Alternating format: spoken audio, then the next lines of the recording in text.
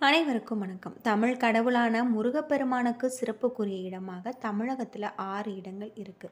அறுபடை வீடுகளான திருப்பரங்குன்றம், திருச்செந்தூர், பழனி, சுவாமிமலை, பழமுதிர்ச்சோலை, குன்றிருக்கும் இடமெல்லாம் குமரன் இருப்பான் என்பதற்கேற்ப அறுபடை வீடுகளில் 5 மலைப்பகுதியின் மேல் திருச்செந்தூர் மட்டுமே கடற்கரையில் அமைந்திருப்பது தனி சிறப்புக்குரிய ஒன்று அப்படின்னே சொல்லலாம். இன்றைக்கி நாம் இந்த வீடியோவில் திருச்செந்தூர் பற்றிய பல சுவாரஸ்யமான தகவலை பற்றி தான் தெரிஞ்சுக்க போகிறோம்.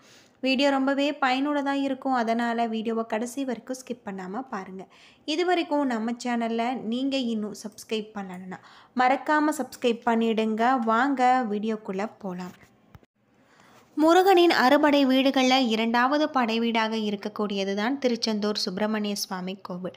தூத்துக்குடி மாவட்டத்தில் அமைஞ்சிருக்கக்கூடியது சூரபத்மனை வென்றதன் நினைவாக இங்கு இருக்கக்கூடிய ஆலயம் 2000 ஆண்டுகள் பழமை வாய்ந்ததாகவும் முருகனின் இந்த படை வீட்டை சிலப்பதிகாரம் திருச்சீர் அலைவாய் என்று அழைக்கப்படுவதாகவும் சொல்லப்படுது.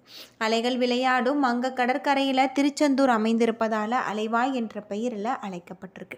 இறைவனுக்கு பெருமை சேர்க்கும் விதமாக இத்துடன் திரு என்ற அடைமொழியுடன் திருச்சீர் அலைவாய் என இலக்கியங்களில் பாடப்பெற்று இதுவே பெயராக இருக்கு. அத்தோடு அலைவாய் சேரல், வெற்றிநகர், சிந்துபுரம் என பல பெயர்களால் அழைக்கப்பட்டிருக்கு. இந்த கோவிலை காக்கும் வீரவாகு தேவரின் பெயரால் வீரவாகு பட்டினம் என்ற பெயரில் சிறப்பிக்கப்பட்டிருக்கு. கடுந்தவம் புரிந்து வரங்களை பெற்ற சூரபத்மன் தேவர்களை துன்புறுத்தினார்.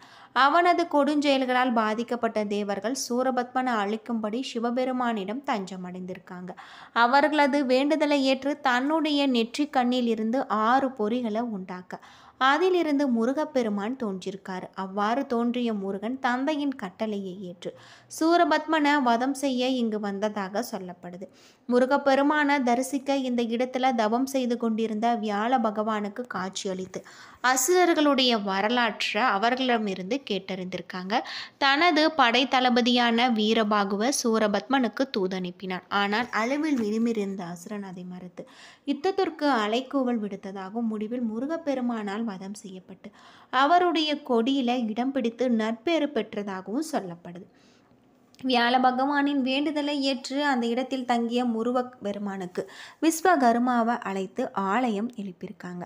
சூரபத்மனை வெற்றி கொண்டதன் குறிக்கும் பெயரால ஜெயந்திநாதர் என்றழைக்கப்பட்ட முருகப்பெருமானின் பெயர் மருவி செந்திநாதர் என்றும் திரு ஜெயந்திபுரம் என்பது திருச்செந்தூர் எனவும் மாறியிருக்கு.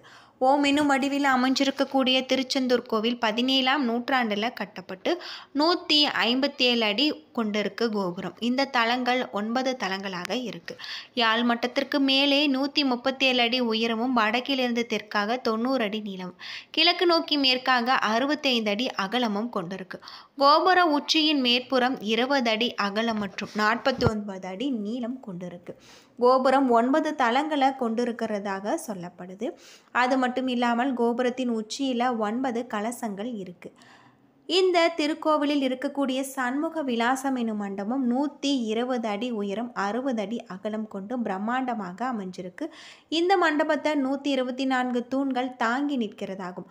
கோவிலின் எதிர்ப்புறம் 2 மயில்களின் சிலையும் ஒரு நந்தியின் சிலையும் அமைக்கப்பட்டிருக்கு. மயில்களில் 2இல் முதலாவதாக இருப்பது இந்திரனும் 2வதாக இருப்பது சூரபத்மனையும் குறிக்கிறது. நந்தி பெருமான் பஞ்சலிங்கங்களின் வாகனமாக இருக்காரு.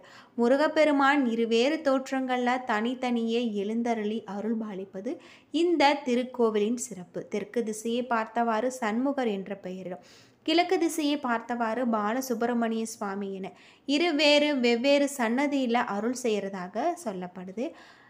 இந்த திருக்கோவிலில் எழுந்திருக்கக்கூடிய பாலசுப்பிரமணிய சுவாமி பூஜைகளுக்கு பிறகு வெண்ணிற ஆடை சாத்துறாங்க. மற்றொரு சன்னதியில் இருக்கக்கூடிய சண்முகருக்கு பச்சை நிறம் கொண்ட ஆடையை அணிவித்து வருவதாக சொல்லப்படுது.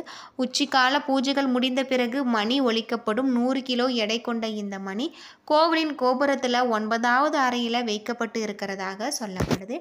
அது மட்டும் இல்லாமல் இந்த திருக்கோவிலில் சண்முகர், ஜெயந்திநாதர், குமரவிடங்கர், அலைவாய் பெருமாள் என 4 உற்சவர்கள் இருக்காங்க. உற்சவரில் குமரவிடங்கருக்கு மாப்பிள்ளை சுவாமி என்ற திருப்பெயரும் உண்டு. கோவிலின் மூலவருக்கு பின்பகுதியில் பாம்பரை என்ற சுரங்கப்பாதை வடிவமைக்கப்பட்டு இருக்கு. இங்கு செல்ல நாம் தனியாக கட்டணம் வசூலிக்கப்படுவதாகும். கட்டணம் செலுத்தி இங்கு சென்றால் முருகன் பூஜித்து வந்த பஞ்சலிங்கங்களை நாம் தரிசிக்கலாம். அது தவிர முருகன் சன்னதிக்கு வலதுபுறத்தில் பஞ்சலிங்க சன்னதி இருக்கிறதாக. திருச்செந்தூரில் முருகன் சன்னதியில் மேற்கு திசையில் ராஜகோபுரம் இருக்கிறது. முருகப்பெருமான் இந்த தலத்தில் கடலை பார்த்தபடி கிழக்கு நோக்கி காட்சி தராரு. பொதுவாக கோவிலின் பிரதான கோபுரத்தை சுவாமிக்கு எதிரில் அமைப்பது வழக்கம். அதன்படி கிழக்கு திசையில் ராஜகோபுரம் அமைந்திருக்க வேண்டும். அந்த பகுதியில் கடல் இருப்பதால் கோபுரம் கட்டப்பட்டிருக்கிறதாகவும் சொல்லப்படுது. மேற்கு பார்த்து முருகப்பெருமான் இந்த தலத்தின் மூலஸ்தானத்தை விட இந்த கோபுர வாசல் உயரமாக இருக்கும் காரணத்தினால திறக்கப்படாமல் எப்பொழுதுமே அடைக்கப்பட்டு இருக்கிறதாகும். சூரசம்காரம் முடிந்த பிறகு முருகன் தெய்வானை திருக்கல்யாணத்தின் நள்ளிரவுல ஒரு நாள் மட்டுமே இந்த ராஜகோபுரமானது திறக்கப்படுது. சர்க்கரை பொங்கல், கற்கண்டு, தினை மாவு, பொரி, வடை, அப்பம், பிட்டு மாவு, பால்கோவா, பருப்பு கஞ்சி, தோசை, தேன்குழல், அதிரசம் மற்றும் சுயன் ஆகியவை உணவாக முருகப்பெருமானுக்கு நைவேத்தியமாக செய்யப்படுது. பால் சுக்கு வெந்நீர் வைத்து இரவு நேரத்தில் பூஜை செய்யப்படுவதாக சொல்லப்படுது.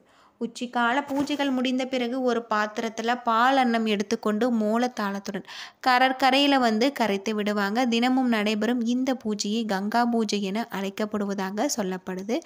அது மட்டும் இல்லாமல் இந்த கோவில் பல்வேறு சிறப்புகளை கொண்டு இருக்கக்கூடியதாக இருக்கு. ஆதி காலத்தில் இந்த திருத்தலம் மணற்குன்றுகளாக சூழப்பட்டதாக அமைஞ்சிருக்கு. கால ஓட்டத்தில் மணற்குன்றுகள் சிதைந்து பிரகாரமாக உருவாறி விட்டது.